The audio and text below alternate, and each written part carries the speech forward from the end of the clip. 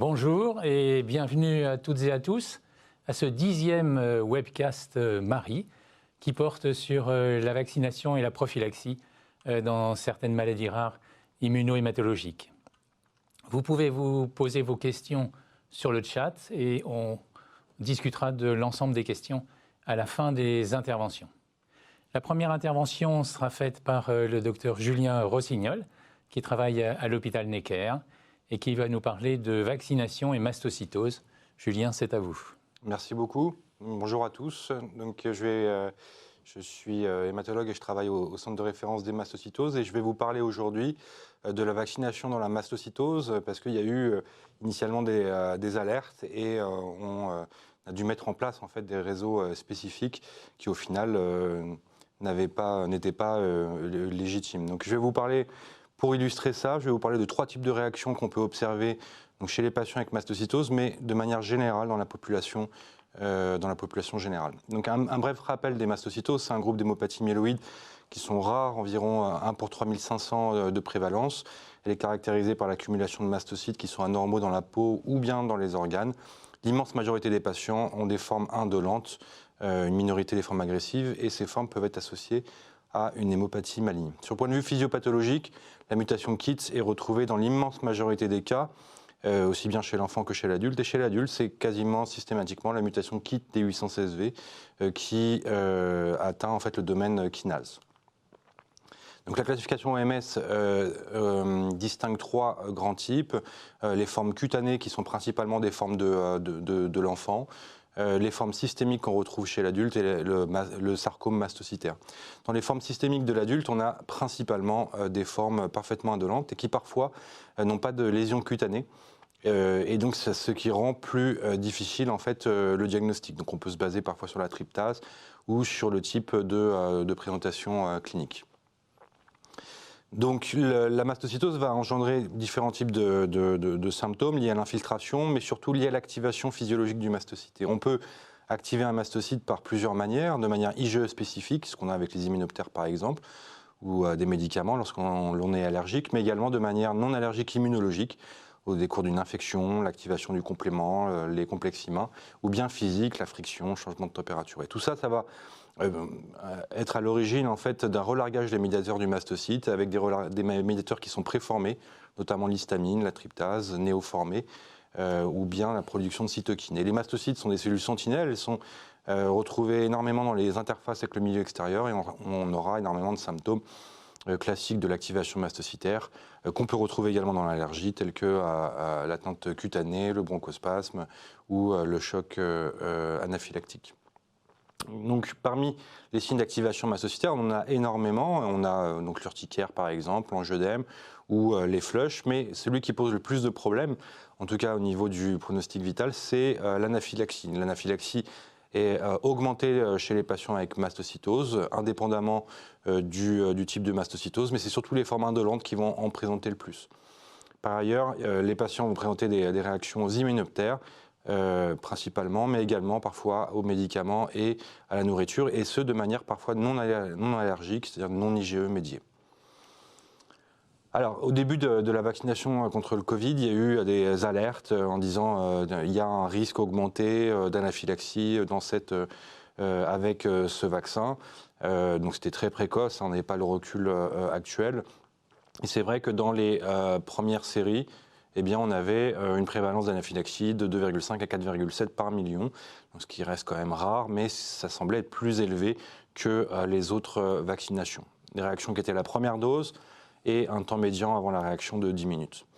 Et donc, au vu de ces alertes initiales, eh bien, on a mis en place un circuit, alors on a peut-être un peu surréagi, on a mis en place un circuit de vaccination donc en réanimation à l'hôpital Necker, avec prémédication, surveillance, etc., mesure des marqueurs, et puis au final, zéro anaphylaxie chez des malades qui avaient quand même des antécédents et des risques théoriques augmentés d'anaphylaxie. Et puis il y a des séries qui ont été publiées ensuite qui montraient qu'au final, il n'y avait pas de cas ou très peu de cas d'anaphylaxie. Par contre, il y a un deuxième type de réaction qu'on peut observer, c'est des réactions non anaphylactiques d'activation mastocytaire. On peut qualifier d'hypersensibilité, mais c'est pas IgE médié. Donc là, par contre, c'était plus fréquent chez nos patients, donc environ 3 à 6% en fonction des séries. Et donc ça a amené en fait à la mise en place de prémédication en fonction du patient avec mastocytose. Si un patient avec mastocytose il fait énormément de chocs anaphylactiques, idiopathiques, etc., on va le prémédiquer, on va le surveiller, pas besoin d'être à l'hôpital. Et puis voilà, la plupart des patients, au final, il n'y a pas de surveillance particulière comparativement à la population générale. Par contre, il y a un troisième grand type de réactions qui sont au final beaucoup plus fréquentes que l'activation mastocytaire ou l'anaphylaxie. Et c'est les réactions dites immunisation stress-related response. Donc c'est une réponse inadaptée en fait à l'immunisation et liée au stress. Et pour illustrer ça, il y a eu une étude randomisée en double aveugle, une étude de phase 2 qui comparait l'administration du vaccin contre le placebo, donc J1 vaccin, J2 placebo ou réciproquement. Et les patients sélectionnés avaient tous fait une réaction selon le COFAR, donc de grade 1, 2 ou 3, et même 3, ça fait partie de l'anaphylaxie. Donc il n'y a pas d'allergie prouvée au vaccin, mais il y avait quand même une réaction anaphylactique. Et donc 16 patients étaient inclus, majoritairement des femmes. Ils ont reçu également un booster, c'est-à-dire la troisième dose plus tardivement. Et qu'est-ce qu'on s'est aperçu chez ces patients qui ont tous fait des réactions dites allergiques, sans allergie vraie, mais au premier vaccin? Et on s'est aperçu que les réactions allergiques, donc il n'y en avait aucune qui était grave, eh bien elles étaient très rares, 12% seulement, chez les patients. Par contre, on avait énormément de réactions non liées à l'allergie chez les patients, et notamment 75% de réactions chez les patients qui avaient reçu un placebo. Et donc ces réactions, elles étaient considérées comme sévères sur le placebo chez 42% des patients, c'est-à-dire une réaction sévère, c'est-à-dire ce qui nécessite l'intervention du médecin en urgence et une prise en charge rapide. Il n'y avait pas de signe, bien évidemment, de défaillance, mais voilà, c'était considéré par le médecin comme sévère sur le placebo. Et puis au niveau des symptômes, il y a énormément de symptômes qui ont été observés dans cette population-là, notamment des symptômes neurologiques, les paresthésies, la photosensibilité, des douleurs, une augmentation du rythme cardiaque, une hypertension. Il y avait des symptômes qui étaient communs également à l'anaphylaxie, ce qui peut poser problème dans le diagnostic au final d'anaphylaxie ou d'ISRR après une vaccination. Et ce qui probablement a induit en fait une surestimation du risque d'anaphylaxie chez les patients, chez les personnes vaccinées par le Covid-19. Contre le Covid-19. Et ils ont regardé en fait les médiateurs mastocytaires, ils étaient bien évidemment pas élevés après le placebo, par contre méthanéphrine était augmentée, et c'était dépendant de la gravité d'ailleurs de la réponse liée au stress, et cette réponse liée au stress était liée en fait au score d'anxiété pré-vaccination. Donc l'OMS a bien décrit cet effet indésirable en 2022 avec des facteurs qui sont personnels, notamment l'âge, les jeunes en fait, et notamment ceux qui ont des faibles poids, des facteurs psychologiques, un trouble anxieux, etc. Et puis également un lien énorme avec les médias, notamment les réseaux sociaux, avec des partages d'effets indésirables dans les réseaux sociaux qui vont alimenter en fait l'anticipation. Et quand le patient arrive et si la vaccination se fait dans des conditions un peu stressantes, eh bien, il peut déclencher sa réaction liée au stress. Et quand on regarde dans la population générale sur le vaccin anti-Covid, eh bien, on voit qu'il y a 1000 fois plus d'ISRR que d'anaphylaxie. Donc l'anaphylaxie, c'est quasiment un non-sujet comparativement à l'ISRR, et 10 fois plus que l'hypersensibilité. Et c'est important de la prendre en charge et de la reconnaître, l'ISRR, parce que ça va alimenter les réseaux sociaux de réactions liées au vaccin, ça va alimenter également la méfiance vis-à-vis de la vaccination, et c'est notamment les patients, comme nos patients qui font énormément de réactions allergiques, c'est eux qui sont plus susceptibles de faire ces ISRR parce qu'ils anticipent une réaction. Et ça va aboutir à des patients qui sont non vaccinés. Donc il y a des mesures à mettre en place. Donc en conclusion, il n'y a pas de risque augmenté chez l'immense majorité des patients avec mastocytose comparativement à la population générale. Il y a une petite partie qu'il faut surveiller un peu plus longtemps. Par contre, on peut avoir des signes d'activation mastocytaire, donc non graves, mais qu'on peut prévenir avec un antihistaminique. Mais le sujet sur ces réactions immédiates au vaccin, c'est le risque de réponse à l'immunisation liée au stress. et particulièrement chez nos patients, mais en fait dans la population générale, compte tenu maintenant des réseaux sociaux et de l'effet entre guillemets nocebo que peut induire le partage de réactions. Et donc pour le prévenir, eh bien, il faut simplement éduquer, expliquer aux patients, réassurer, prévenir les syncopes, gérer le stress, voire utiliser des médicaments. Voilà, je vous remercie de votre attention. Merci beaucoup Julien. En plus, vous avez super bien respecté le temps de parole. Ça ouvre sur un sujet tout à fait passionnant, hein, comme vous l'avez dit, hein, en population générale, le stress peut induire des réactions, d'où sûrement une réflexion pour les professionnels des vaccins sur les conditions de vacciner les gens dans la population générale. Vous voulez ajouter quelque chose sur ce sujet ? Non, tout à fait d'accord. C'est vrai que c'est un sujet que j'ai découvert. Je ne suis pas spécialiste ni de vaccins, ni d'allergologie, mais que j'ai découvert aussi en observant nos patients. Et je vois qu'il ne faut pas le minorer parce qu'en fait, c'est un impact qui est majeur. Les patients disent voilà, je ne me ferai plus vacciner. Donc il y a une vraie méfiance qui est induite à cause de ça. Et donc je l'ai découvert par hasard. Je sais qu'il y a des gens qui ont beaucoup travaillé dessus, et notamment à l'OMS, mais voilà, maintenant je l'utilise dans ma pratique en disant, j'essaie d'expliquer aux patients que leur corps peut, lié au stress, lié aux anciennes réactions, faire des réactions, mais qui ne sont pas forcément de l'anaphylaxie et qui ne sont pas graves. Passionnant. Merci beaucoup Julien. Merci.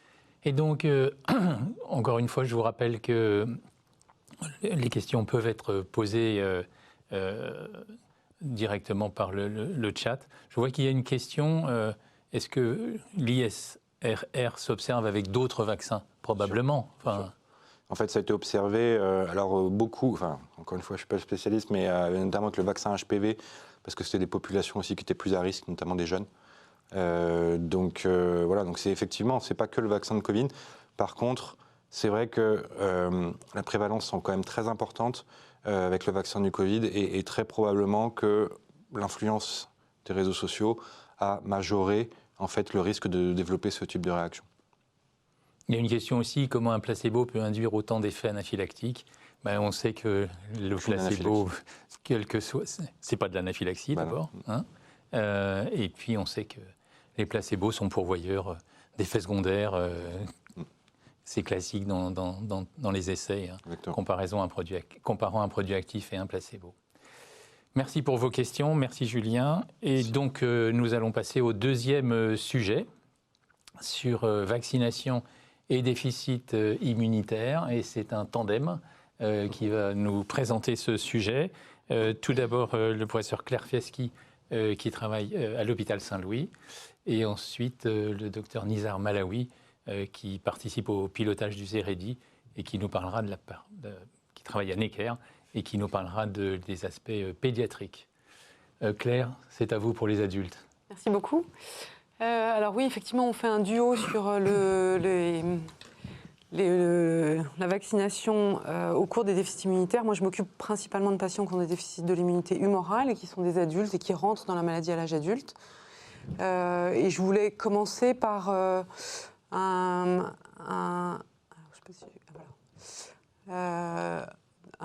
une peut-être perspective historique. Donc, de quoi parle-t-on ? Pour ma part, je pense que la vaccination, c'est le plus grand progrès médical et scientifique qu'on connaît en médecine, parce que ça touche le plus grand nombre. Et dans les choses qui me paraissent importantes à rappeler, c'est que la mortalité par variole à Londres au XVIIe et au XVIIIe siècle, des enfants était d'environ 30%, ce qui est un chiffre absolument colossal. Et que les premiers essais vaccinaux, ça date de l'Asie, au XVe siècle. Et puis, progressivement, ça a un peu migré vers l'Europe. Et c'est une fameuse Lady Montaigu à Londres, puis Jenner, qui se sont tous les deux occupés de commencer à faire de la vaccination antivariolique en utilisant une petite quantité du virus, en l'inoculant à des enfants en petite quantité, pour essayer de contrôler la réponse immunitaire, de la déclencher sans en faire une maladie mortelle. Puis évidemment, Pasteur a été aussi très important, mais ça n'est pas lui qui a seul commencé la vaccination. Alors, de quel type de vaccin on parle? En fait, on peut les opposer, il y a plein de façons de les classer. Un des classements importants pour les patients qui nous intéressent là aujourd'hui avec Nizar, c'est les patients qui ont un déficit immunitaire, donc savoir si le vaccin est vivant ou atténué. De quel vaccin vivant parle-t-on? En particulier du BCG, qui n'est plus obligatoire en France, mais qui est conseillé pour les populations à risque. La fièvre jaune, qu'on discute pour les populations qui circulent, en particulier en Afrique et au Brésil. La rougeole, la rubéole, et puis certains vaccins contre le VZV, pas le vaccin récent, le Shingrix, mais le précédent. Des vaccins, donc ça on oppose vivants et atténués. Les vaccins vivants, c'est des vaccins qui peuvent, dans le cadre de déficit immunitaire, déclencher une maladie vaccinale. C'est ce qu'on connaît avec la BCG disséminée. Il y a des fièvres jaunes qui sont liées au vaccin dans certains types de déficit immunitaire, notamment avec des auto-anticorps.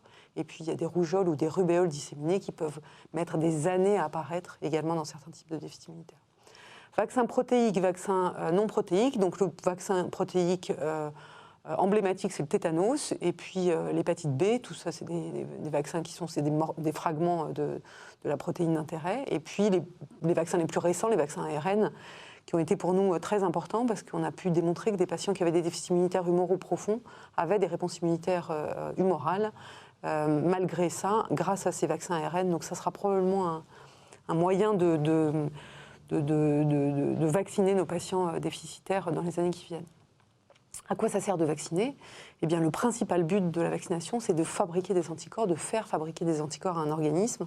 Donc il y a évidemment un certain nombre de patients qui ont un déficit immunitaire humoral profond pour lesquels cette vaccination n'aboutira pas à la production d'anticorps. Et puis il y a de l'immunité cellulaire, donc on fabrique des cellules T spécifiques du vaccin pour lesquelles la protection reste encore beaucoup discutée. Alors, dans quel but? On essaye de faire répondre rapidement à l'intrusion d'un micro-organisme pour fabriquer une sorte de complexe antigène-anticorps. On essaye d'éliminer l'antigène qui rentre dans l'organisme. Et puis, on s'est rendu compte qu'il y avait des effets un peu bystander, c'est-à-dire qu'on peut aussi, avec une vaccination, diminuer le portage de micro-organismes, et en particulier de diminuer le portage du méningocoque et du pneumocoque, avec les vaccins conjugués, ce qui a été très important pour l'épidémiologie des maladies à pneumocoque et à méningocoque. Et le but ultime, je dirais, c'est la réussite de la vaccination antivariolique, qui a permis d'éradiquer à l'échelle mondiale la variole. C'est un microbe qui n'existe plus, il n'y a plus de maladie à variole dans le monde entier, avec un dernier cas décrit dans les années 70 et une déclaration d'éradication en 1980. Alors ça, c'est un très joli papier qui est sorti dans Nature Review Immunologie en 2020, qui rappelle évidemment les progrès fantastiques qui ont été faits. C'est les patients qui sont rapportés pour toutes les maladies qui sont décrites ici, en Grande-Bretagne, depuis l'irruption des vaccins. Donc je trouve que les choses qui sont les plus intéressantes, c'est la diphtérie en haut et à gauche.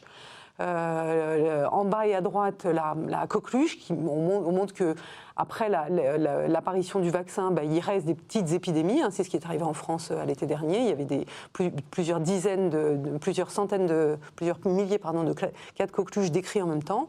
Et puis, il y a des problèmes d'observance vaccinale. Vous voyez l'hémophilus, deuxième colonne à droite, avec une petite résurgence au début des années 2000, quand il y a eu un relâchement au moment de la vaccination. Donc ces cas épidémiologiques sont toujours très importants à discuter et puis à montrer aussi aux patients qui sont un peu réticents, parce que c'est quand même extrêmement puissant comme façon d'éradiquer les maladies. Comment ça marche? C'est assez simple. Le micro-organisme est atténué ou vivant ou protéique, est injecté dans le muscle ou dans le tissu cellulaire sous-cutané, présenté par la cellule présentatrice d'antigènes, avec grâce au complexe majeur d'histocompatibilité, et va permettre l'activation de cellules T CD4 qui vont aider les lymphocytes B à fabriquer des cellules qui seront des cellules mémoire spécifiques de l'antigène présenté, et puis secondairement des plasmocytes à longue durée de vie J'explique classiquement aux externes quand je fais le cours sur les vaccins et les gamma-globulines que avoir des plasmocytes à longue durée de vie, c'est ce qui permet entre 25 et 45 ans de ne pas être revacciné par le tétanos. C'est parce que vous avez des cellules qui continuent à produire des anticorps pendant 25 ans, malgré le fait que l'antigène lui-même a disparu depuis longtemps. Donc on induit une réponse anticorps et une réponse cellulaire. Ça, c'est pour les vaccins classiques, protéiques, qui sont les plus fréquents.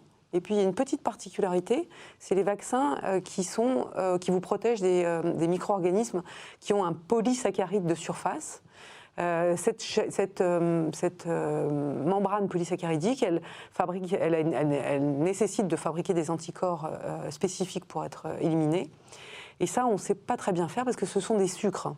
Donc quand on vaccine avec le Pneumovax ou avec le Pneumo 23, qui sont des sucres, eh bien vous allez stimuler principalement la lignée B sans aide de la lignée T, sans aide cellulaire.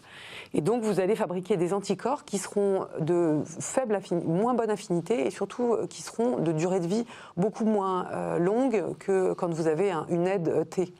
C'est-à-dire que cette vaccination par le Pneumovax ou le Pneumo 23, elle n'est pas adaptée à des petits-enfants qui ont un système immunitaire immature. Et elle va vous donner une réponse anticorps qui sera de relativement courte durée, c'est-à-dire en général moins de 5 ans. En revanche, si vous utilisez une technique particulière, c'est-à-dire que vous rajoutez cette petite protéine porteuse que vous voyez en haut et à gauche à cette chaîne polysaccharidique, eh bien vous allez appeler pour faire la réponse immunitaire contre la protéine porteuse un lymphocyte T, qui reconnaîtra la protéine porteuse à la surface de la cellule présentatrice d'antigène, qui est dans ce cas-là le lymphocyte B. Et en fait, la présence de cette reconnaissance va permettre la production de cytokines et l'aide pour le développement de plasmablastes et de cellules B mémoire qui auront, elles, une durée de vie plus longue, de plasmocytes qui pourront fabriquer des anticorps pour un temps bien plus important. Et ça, c'est ce qui est utilisé par le vaccin Prévenard, toutes les sortes de Prévenard qu'on a eues, le 7, puis le 9, puis le 13, puis aujourd'hui, depuis quelques mois, le 20, qui va permettre de faire fabriquer à des enfants en très bas âge, avec un système immunitaire très immature, grâce à une aide du lymphocyte T, une production d'anticorps contre le pneumocoque de très bonne qualité et très longue. Et c'est également utilisé chez les sujets de plus de 50 ans maintenant, parce que ça permet aussi d'améliorer la réponse immunitaire chez les adultes. Hop. Alors, quelques vignettes qui me paraissent importantes à détailler. Premièrement, la vaccination de l'adulte immunodéprimé, on garde dans l'esprit que le vaccin vivant est une contre-indication. Tout petit bémol pour la fièvre jaune, dont on a démontré, en particulier chez le patient qui était infecté par le VIH, que quand on avait plus que 200 CD4, il était probable que ça avait peu d'impact et peu de risque de vacciner un patient par la fièvre jaune. Cette vaccination de l'adulte immunodéprimé, elle nous permet aussi de classer et même de définir le déficit immunitaire. C'est un des critères de définition de l'ESID. Et elle permet aussi d'identifier des déficits immunitaires très particuliers qui ont un dosage d'anticorps quasiment normal, mais un défaut spécifique de réponse aux antigènes polysaccharidiques. C'est des patients qui ont des maladies à méningocoque ou à pneumocoque très sévères, qu'on ne trouve pas quand on fait un dosage pondéral d'immunoglobuline de défaut de production d'anticorps, on ne trouve pas de défaut en complément. Et en fait, on démontre qu'ils ne répondent pas au vaccin contre le pneumocoque. C'est une étude qui a été faite par l'équipe de Lille et qui a été montrée à plusieurs reprises. Et donc, c'est évidemment très important de dépister, de détecter ces patients-là. Et puis, la vaccination de l'adulte immunodéprimé, peu immunodéprimé, elle va aussi nous permettre d'attendre avant de débuter une supplémentation en immunoglobulines, c'est-à-dire de faire une sorte d'économie de ces immunoglobulines quand elles ne sont pas nécessaires. Oui. Une petite vignette sur, sur une sorte d'algorithme que j'ai essayé de vous montrer. Quand les immunoglobulines ne sont pas trop basses, IgG entre 2 et 4 grammes par litre, si vous avez un patient asymptomatique, pour démontrer un déficit immunitaire, vous allez faire un phénotypage lymphocytaire et une réponse vaccinale au vaccin classique. Et après cette première réponse vaccinale, vous pouvez revacciner notamment avec un vaccin anti-pneumocoque. Et vous testez cette réponse vaccinale. Soit la réponse est négative, il faut que vous éduquiez le patient à ce qu'il puisse avoir des antibiotiques à la maison et à les prendre en cas de fièvre. Soit la réponse est positive, on peut même se poser la question de savoir si c'est vraiment un déficit immunitaire. En tout cas, il faudra là aussi éduquer le patient et qu'il ait des antibiotiques à la maison. Si vous avez un patient qui est symptomatique, vous faites la même chose pour aboutir au diagnostic de déficit immunitaire, vous le vaccinez contre le pneumocoque, et là il y a 2 réponses qui sont debout en bas. Premièrement, la réponse est négative. Dans ce cas-là, il faut donner une antibioprophylaxie systématique si le patient est symptomatique, l'éduquer évidemment pour qu'il ait des antibiotiques à la maison, et discuter assez vite une supplémentation en immunoglobulines. Complètement à droite, si la réponse est positive, ça vous laisse un peu de temps, avec la même chose de l'éducation et beaucoup d'éducation thérapeutique patient. Et il y a un petit bémol pour la même question avec un patient qui n'a pas de réponse vaccinale et qui a une splénectomie. Là, il faut faire très attention parce que ces patients-là sont extrêmement vulnérables, extrêmement à risque de faire des infections très sévères à pneumocoque. Donc il faut discuter des immunoglobulines ou d'une antibioprophylaxie bien prise chez ces patients-là. Je crois que c'est bon, non ?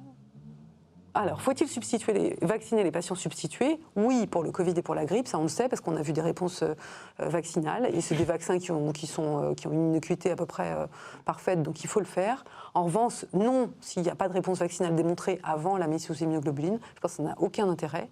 Non, s'il y a eu du rituximab dans l'année qui vient de s'écouler, parce que ça n'a aucun intérêt non plus. Et probablement non aussi pour les patients vaccinés par les vaccins conjugués s'il n'y a pas de lymphocyte B. Sinon, vous fabriquez des lymphocytes T avec une spécificité contre la protéine porteuse qui n'a évidemment aucun intérêt pour le patient. Voilà, je passe la main à Nizar qui va parler de l'expérience chez les enfants. Merci Claire, merci Marie d'avoir organisé ce webcast sur ce sujet. Moi je suis donc pédiatre immuno-hémato-Necker et je travaille donc au centre de référence des déficits immunitaires. Alors, pour résumer sur une seule diapo l'univers des déficits immunitaires primitifs, vous voyez que c'est des pathologies génétiques encore considérées comme rares, qui s'accompagnent essentiellement de manifestations infectieuses qui peuvent être un peu différentes en fonction de l'âge, avec des signes révélateurs chez l'enfant et chez l'adulte un petit peu différents, mais il y a aussi des manifestations de type non infectieuse qui sont résumées sous les termes d'allergie, d'auto-immunité ou d'inflammation, mais aussi de lymphoprolifération bénigne ou maligne. Alors, les infections chez ces patients sont vraiment une cause majeure de mortalité, encore aujourd'hui, mais aussi de comorbidité. Alors les infections peuvent être prolongées, peuvent être récurrentes, nécessitant des thérapeutiques prolongées, combinées avec addition de plusieurs anti-infectieux pour pouvoir contrôler et guérir cette infection. La sévérité d'ailleurs est souvent plus importante que chez le sujet non immunodéprimé. Il y a pour la prophylaxie anti-infectieuse une approche d'abord personnelle avec différentes possibilités, notamment par exemple, comme l'a évoqué Claire Feschi, la possibilité d'utiliser une substitution par immunoglobuline quand c'est pertinent. On peut aussi associer une antibioprophylaxie, mais la vaccination individuelle joue un rôle extrêmement important et on va essayer de voir dans quelques exemples dans lesquels on va pouvoir renforcer le message de vaccination, voire même aussi parfois essayer de bien faire passer le message de contre-indication dans certains cas particuliers. Et je voulais insister aussi sur le fait que l'entourage doit être aussi vacciné pour essayer de diminuer l'exposition des patients immunodéprimés à tel ou tel agent infectieux. Alors, je vais commencer par le déficit immunitaire pédiatrique le plus connu peut-être et en tout cas le plus sévère, qui est une urgence diagnostique et thérapeutique, qui est donc le SCID pour le déficit immunitaire combiné sévère, pour lequel il y a maintenant la possibilité de faire un dépistage universel à la naissance. Alors maintenant, c'est déjà le cas dans plusieurs pays depuis plusieurs années, et ce sera le cas dans quelques mois en France, et donc ça va transformer notre pratique, puisque nous pourrons, dès les premières infections, nous pourrons donc prendre en charge ces patients.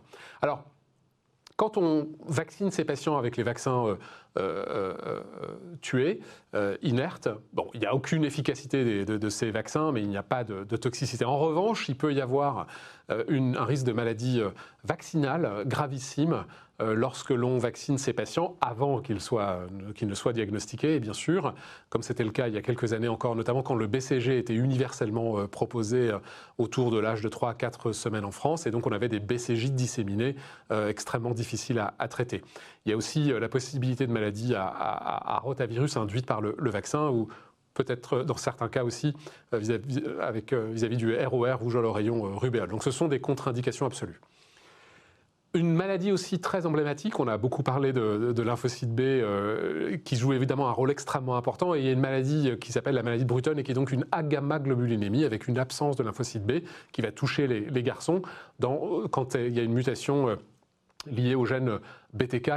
C'est le cas le plus fréquent, il y a aussi d'autres formes d'agammaglobulinémie à lymphocytose B, mais qui sont plus rares. Alors, le risque infectieux est surtout vis-à-vis des germes encapsulés, mais aussi de certains virus entériques et de parasites de type Giardia. Alors, ces patients doivent être immédiatement et pour toute la vie traités par une substitution par immunoglobuline, qu'elle soit par voie intraveineuse ou sous-cutanée. Et puis, dans un certain nombre de cas, on va pouvoir aussi y ajouter une antibioprophylaxie par cotrimoxazole par exemple ou azithromycine. Alors les vaccins, ça c'est l'encadré de droite. Eh bien, vous avez bien compris que, comme l'a montré Claire Fieschi sur son topo précédent, il n'y aura aucune production d'anticorps chez ces patients-là. Donc, il n'y a pas de nécessité de vacciner avec l'immense majorité des vaccins, dont d'ailleurs les anticorps sont présents dans les préparations d'immunoglobuline à des taux tout à fait protecteurs. En revanche, il peut y avoir pour les vaccins Covid et grippe saisonnière une efficacité via l'immunité cellulaire qui peut amener une participation à la protection vis-à-vis de ces agents infectieux. Alors, le déficit immunitaire commun variable, c'est vraiment le déficit immunitaire le plus fréquent à l'échelle de la population. Il existe bien sûr aussi chez les enfants d'âge scolaire et chez les adolescents. Il est défini par une hypogammaglobulinémie sur les IgG avec une hypo-IgA et ou une hypo-IgM et donc un défaut de réponse anticorps. Il y a un certain nombre de gènes responsables, mais pour encore aujourd'hui, la grande majorité de ces patients, il n'y a pas de cause génétique identifiée. La prise en charge repose sur une antibioprophylaxie, parfois associée à une substitution par immunoglobuline. Et donc, dans ce cas-là, il est possible de vacciner parce qu'il y a une production résiduelle. D'abord, ça peut être intéressant, effectivement, je rejoins ce qu'a dit Claire, c'est intéressant pour le diagnostic, pour la partie initiale de la prise en charge des patients, mais aussi, bien sûr, dans le rôle d'une protection vis-à-vis du risque infectieux, puisqu'il existe une protection résiduelle d'anticorps. On peut aussi, bien sûr, bénéficier de l'effet cellulaire pour certains vaccins, comme on l'a dit pour la grippe saisonnière et pour le Covid-19. Pour les vaccins vivants, il n'y a pas de contre-indication formelle, mais en effet, le taux de CD4 notamment va être un marqueur assez important pour pouvoir décider d'une vaccination avec de tels vaccins ou pas. Et puis, je voulais insister sur la fièvre jaune, puisqu'il n'y a pas de contre-indication formelle, et donc au cas par cas, avec une discussion collégiale, on peut arriver à trouver des solutions pour des patients qui vont devoir voyager dans des pays à risque. Alors, je terminerai sur les exemples de déficit immunitaire par ces trois même déficits immunitaires qu'on regroupe dans le cadre des déficits de l'immunité innée. Le premier, c'est la granulomatose septique chronique. Chez ces patients, il y a un risque infectieux majoré par des bactéries, par des germes catalase positifs, alors des bactéries essentiellement, comme Staph doré, Burkholderia cepacia, un certain nombre d'entérobactéries, Serratia par exemple, Nocardia, des champignons filamenteux comme Aspergillus au premier rang, et puis des mycobactéries comme bien sûr le BCG par exemple. Alors, c'est pour ça que le BCG ne doit pas être proposé chez ces patients. En revanche, le ROR peut être proposé, puisqu'il n'y a pas de maladie vaccinale connue dans ce cadre-là. La fièvre jaune, c'est à discuter au cas par cas également, et on encourage quand même la vaccination avec les autres vaccins, donc notamment à visée respiratoire, comme la grippe, pneumocoque, et puis le Covid-19. À droite, c'est les déficits en complément, et les asplénies, qui partagent un certain nombre de points communs, notamment sur le risque infectieux, essentiellement à germes encapsulés, les pneumocoques, Haemophilus influenzae de type B, les méningocoques, et là, tous les vaccins sont recommandés, a fortiori les vaccins anti-pneumocoques, anti-Haemophilus B et les différents méningocoques, avec une possibilité aussi d'administrer des vaccins vivants atténués, recommandés, obligatoires ou bien pertinents, notamment pour les voyages. Alors, je terminerai par ces quelques messages. On peut moduler la décision en présence de comorbidités, notamment des bronchiectasies, par exemple, ou bien s'il y a une immunosuppression surajoutée sur ce terrain définitaire primitif, on peut parfois administrer des immunosuppresseurs et donc il faut renforcer les mesures vaccinales dans un certain nombre de cas. Pour les patients qui sont substitués par immunoglobuline au long cours, je l'ai déjà dit, mais il est inutile de vacciner avec les vaccins habituels, c'est-à-dire tétanos, hépatite B, etc. Bien sûr, pour Covid et grippe, c'est différent puisqu'il faut une douzaine de mois pour produire des préparations d'immunoglobuline. Donc notamment pour la grippe saisonnière, ce sera pertinent de vacciner. Pour la partie diagnostique, mais aussi pour suivre l'évolution et l'efficacité de ces vaccins, on peut être amené, dans un certain nombre de cas, à mesurer, à faire des sérologies pour mesurer l'efficacité des vaccinations réalisées. L'entourage, très important, les voyages à discuter, ce n'est pas une contre-indication de voyager avec un déficit immunitaire primitif.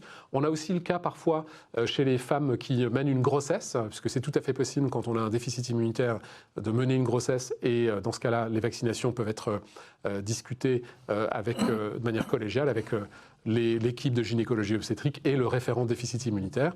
Je voulais insister sur sur le passage de la pédiatrie à la médecine adulte, où là c'est le moment de faire le point sur un certain nombre de choses, le diagnostic génétique, mais aussi les vaccinations, par exemple papillomavirus ou les méningocoques avec les rappels chez les adolescents et jeunes adultes, et puis la place des nouveaux vaccins comme le Zona inactivé ou les VRS.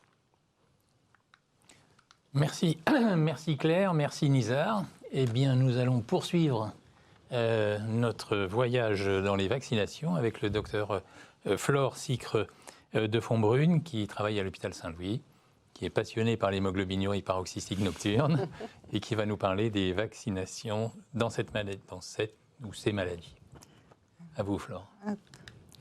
Bonjour, merci de m'avoir invité pour parler de vaccins et d'HPN. Donc brièvement, ça c'est mes liens d'intérêt multiples. Pour rappeler un peu le contexte, donc l'HPN c'est une pathologie acquise qui est caractérisée par une anémie hémolytique intravasculaire et un risque de thrombose majeure, et ce, du fait de la perte d'expression d'un certain nombre de molécules à la surface des cellules sanguines, et en particulier des globules rouges, et notamment deux molécules, le CD55 et le CD59, qui vont induire une perte de régulation de l'activation du complément et de la formation du complexe d'attaque membranaire à la surface des globules rouges. Il s'en suit une hémolyse chronique, c'est-à-dire qu'il y a une hémolyse à bas bruit permanente qui, quand le complément, la synthèse du complément va être augmentée, donc en particulier au cours des infections ou des situations inflammatoires autres, va induire des hémolyses aiguës. Donc cette pathologie, elle est traitée depuis 2007 par des inhibiteurs du complément et en particulier des anticorps monoclonaux anti-C5 qui ont permis drastiquement de changer le pronostic de cette maladie qui était très mauvais puisque la survie médiane après le diagnostic était de 20 ans. Du fait des thromboses, et donc ces patients, grâce aux anti-C5 et au blocage du complément, ont arrêté de faire des thromboses, sont très significativement beaucoup moins transfusés et ont une espérance de vie qui s'approche de la population générale, même si du fait d'autres complications, il peut y avoir encore des décès.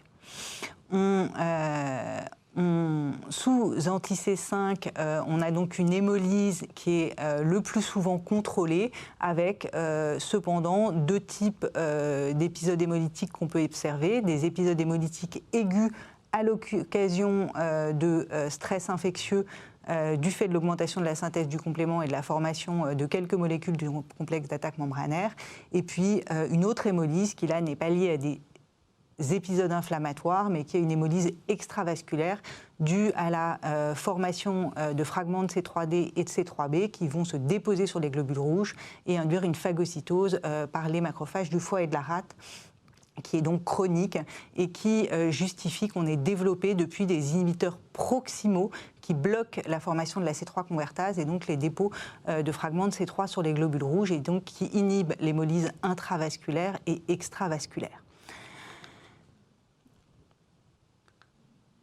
Donc, ces différents inhibiteurs du complément sur ce schéma qui résume la cascade du complément, ce sont donc des anti-C5 qui vont bloquer uniquement la partie terminale de la cascade du complément et la formation du complexe d'attaque membranaire, qui sont indiqués actuellement en première ligne de traitement chez les patients qui ont une HPN hémolytique et ou thrombotique symptomatique, et des inhibiteurs proximaux.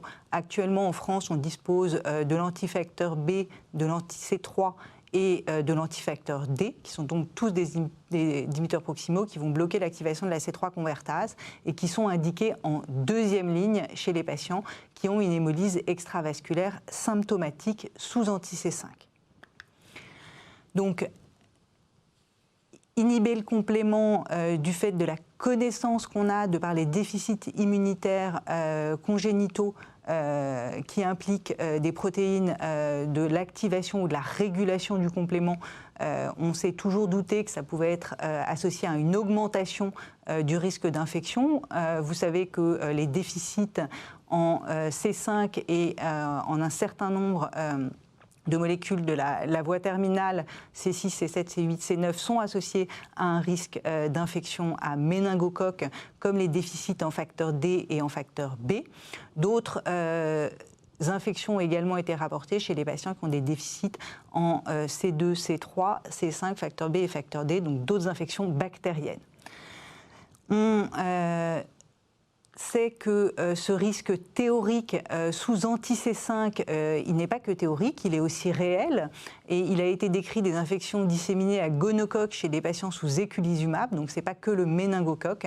Et puis, on a surtout des données à long terme qui ont été publiées en 2019 sur le suivi des patients traités soit pour des HPN, soit pour des CHU atypiques par anti-C5. Et on sait qu'il y a une augmentation du risque d'infection à méningocoque réel, pas que théorique. Vous voyez cependant sur ces courbes qu'avec l'éducation des patients, l'adjonction d'une antibioprophylaxie et l'apparition du vaccin anti-méningo B, on a quand même une réduction de l'incidence de ces infections à méningocoque.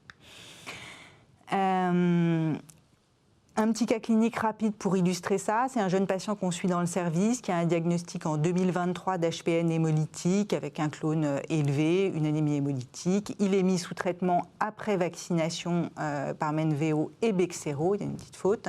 Et puis, quelques mois après, à l'occasion d'un épisode de rupture de stock d'amoxicilline qui fait qu'il n'a plus d'antibioprophylaxie depuis 5 jours, il se présente aux urgences avec des nausées, des vomissements, des céphalées, de la fièvre. Comme ils sont bien informés, ils vont quand même insister très lourdement pour être vus très rapidement et finir par nous appeler pour qu'on rappelle les urgences. Et en fait, il va très rapidement développer une hypotension, une douleur du mollet gauche avec une ecchymose en regard. Et finalement, à ce moment-là, il est transféré en réanimation après avoir reçu 2 grammes de ceftriaxone. Et l'évolution va montrer qu'il va présenter un purpura fulminans. Alors, rapidement pris en charge, ce qui fait qu'il y aura peu de complications, mais il va quand même garder des lésions nécrotiques qui vont cicatriser très lentement. Il y aura quand même une CIVD biologique, une insuffisance rénale, et finalement, on va mettre en évidence dans les hémocultures un méningocoque du sérotype Y, dont on sait qu'il a une virulence un peu augmentée. Donc voilà, pour illustrer ce fait que les infections à méningocoque sont un problème réel sous anti-C5. Les vaccins, il faut les faire, ils sont recommandés, mais ces patients n'ayant pas de complément circulant avec des anticorps qui sont principalement complément dépendants, on n'a aucune idée de leur efficacité réelle sous traitement. On ne peut pas évaluer l'efficacité même biologique puisque les tests de bactéricidie sont tous complément dépendants et que même si in vitro on met du complément de lapin ou de rat pour tester les anticorps, ça ne nous dit pas ce qui se passe in vivo quand on n'a plus de complément. Donc l'antibioprophylaxie, elle est recommandée pour cette raison au long cours tant que les patients sont traités par anti-C5, en tout cas en France, ce n'est pas le cas dans tous les pays, mais nous, tous les accidents qu'on a eus chez des patients qui n'avaient pas d'antibioprophylaxie ou qui n'avaient pas été bien vaccinés ou qui n'ont pas été aux urgences.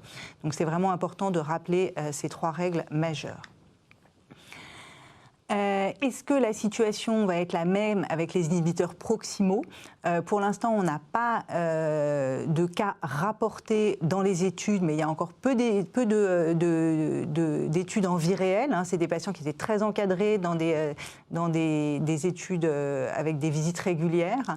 Ce qu'on sait des données sur les déficits génétiques, pour le déficit en facteur B, il y a une patiente rapportée, enfin 2 patients, dont une rapportée dans le New England, qui était le premier cas décrit. Vous voyez que cette femme qui avait fait plusieurs infections à pneumocoque, à méningocoque, dont certaines extrêmement graves, chez qui le diagnostic a été fait, une fois qu'elle a été vaccinée contre le méningocoque et le pneumocoque, elle n'a plus jamais récidivé, ce qui laisse à penser qu'en fonction du type de molécules ciblées, on n'aura pas forcément le même risque en post-vaccination. Donc, petit rappel sur cette slide des recommandations vaccinales qui sont un peu différentes pour tous les anti-C5. À l'heure actuelle, les inhibiteurs proximaux étant uniquement en 2e ligne, tous les patients sont déjà vaccinés contre le méningo tétravalent et le B. Donc après, c'est des rappels et une mise à jour pour le pneumocoque et hémophilus en fonction de l'inhibiteur proximal et poursuite de l'antibioprophylaxie. En pratique, chez des patients non traités, donc qui sont au diagnostic avec une hémolyse active, on ne fait que le tétravalent et la première injection de facteur B avant de débuter le traitement. On fait le rappel après et on débute l'antibioprophylaxie. Quand on est, l'objectif de ça, c'est de ne pas déclencher une réponse inflammatoire trop importante qui risquerait d'induire des complications, une poussée hémolytique et éventuellement une thrombose. Les autres vaccins, grippe, Covid, pneumocoque, hémophilus, on les recommande. L'objectif, c'est de réduire au maximum les épisodes hémolytiques intercurrents en réduisant le risque infectieux, mais ils ne sont pas urgents.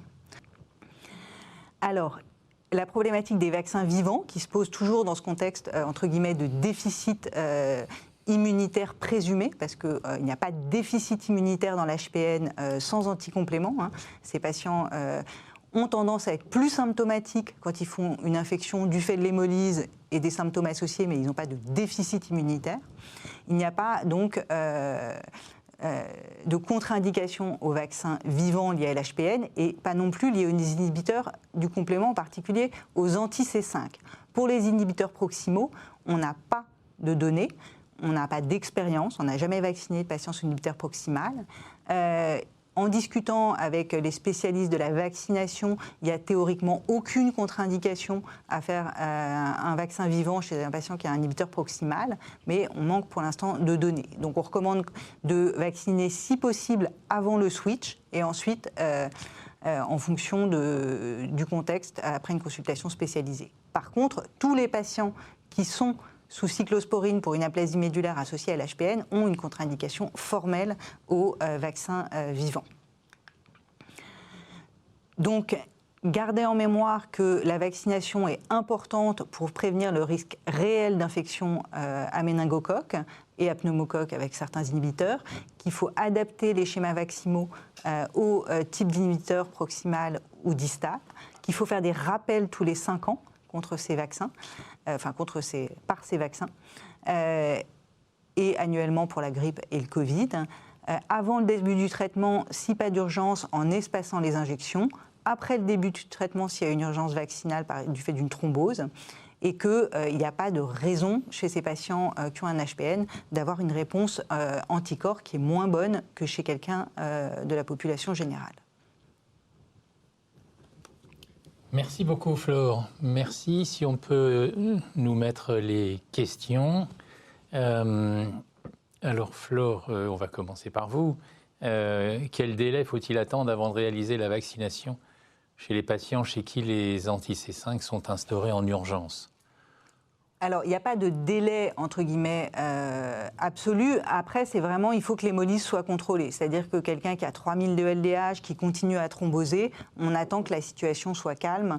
Ça peut être 48 heures, 3 jours, 4 jours, en fonction de la situation.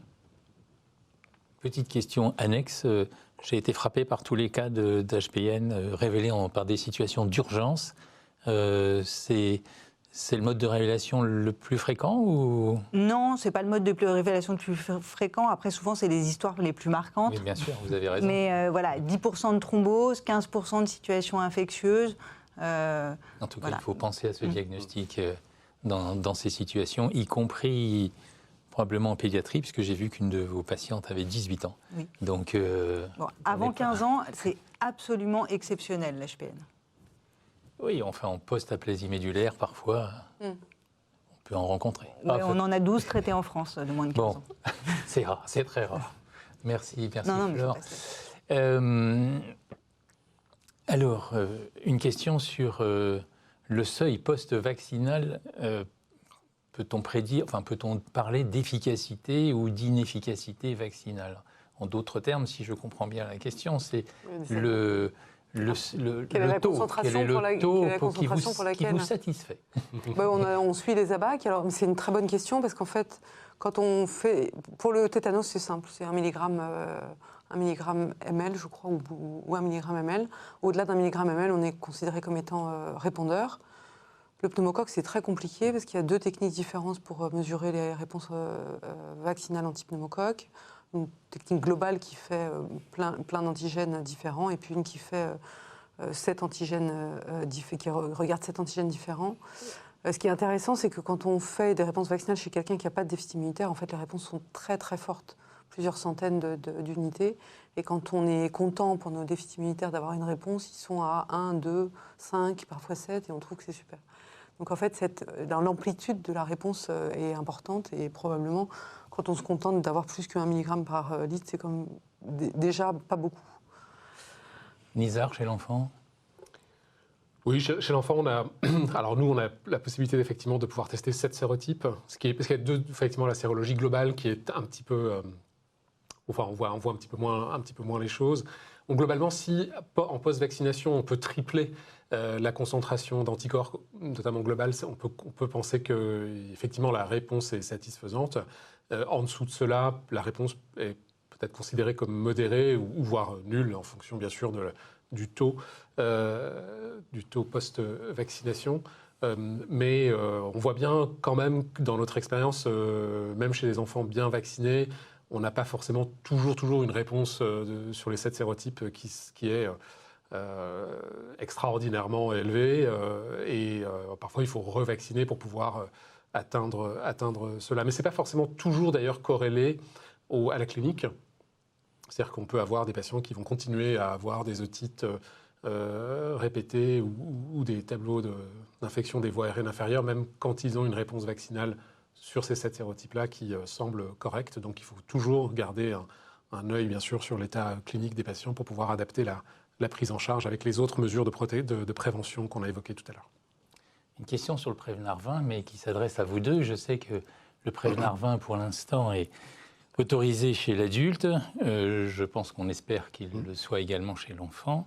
Et la question, c'est le Prévenard 20 va-t-il remplacer les autres vaccins antérieurs, Pneumo 23, Pneumovax, Prévenard 13 Alors, je peux parler de mon point de vue de médecin adulte. C'est une très bonne question pour l'utilisation du Pneumovax, Pneumo 23. En fait, il y en a déjà très peu en pharmacie. Il y a des patients qu'on essaye de faire vacciner justement pour regarder s'il y a une réponse aux antigènes polysaccharidiques, puisque le Pneumovax et le Pneumo 23, c'est l'antigène polysaccharidique sans protéines pour améliorer la réponse. Donc je pense qu'on n'aura plus de Pneumovax et de Pneumo 23.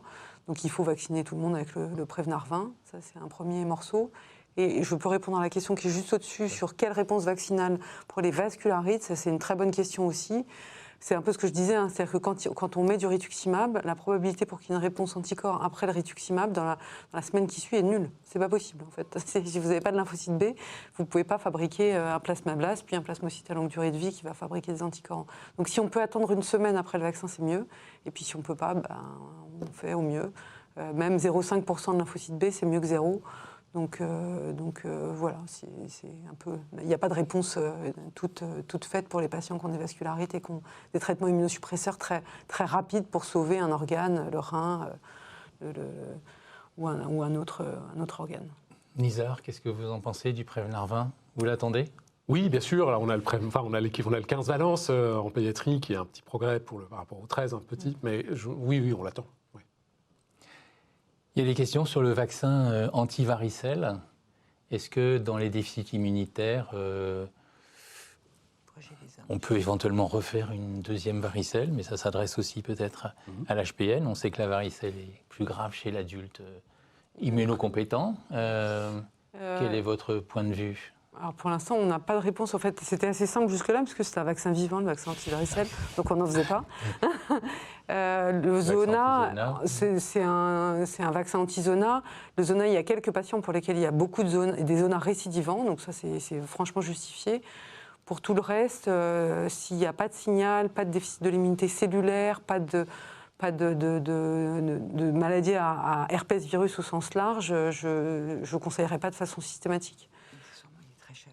Oui, horriblement cher. Il est très cher avec un reste à charge pour les patients qui est à la limite du faisable pour beaucoup de patients. Oui. Par contre, nous, chez les greffés, on arrête le Zélitrex après l'avoir fait, mais on le fait quand on estime qu'on peut arrêter le Zélitrex. C'est-à-dire qu'on ne vaccine pas les patients à 3 mois de la greffe. Ouais. C'est plutôt à 18 mois. Et justement, il y a une question sur vaccin anti-Zona et valacyclovir. Vous le maintenez? Nous, on l'arrête après un mois. Moi, je l'arrête un mois après la deuxième injection vaccinale. C'est l'objectif, c'est qu'à l'arrêt, il ne fasse pas de Zona. Tout à fait. Mais je pense que après les déficits immunitaires à haut risque, je sais pas. Déficit immunitaire, tous les patients avec un déficit immunitaire n'ont pas de valacyclovir. Oui. Hein, non, mais dans des cas particuliers, est-ce que sur des susceptibilités, oui. Vous l'arrêteriez quand même après avoir fait le Shingrix? Oui.